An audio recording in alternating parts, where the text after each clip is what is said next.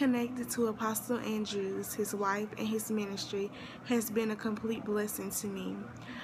Any word that he has ever spoken over my life has come to pass, and I have no doubt in my mind that he is a true man of God and a man of his word. Anytime that I have been disencouraged or lost faith and just wanted to give up, I'd message him, and he always replied back with the word from God that was very encouraging and a word that I needed to hear.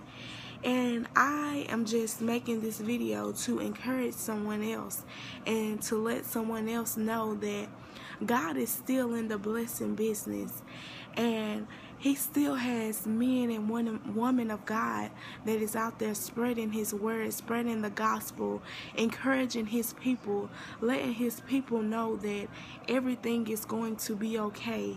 We just have to trust and believe and have faith in him.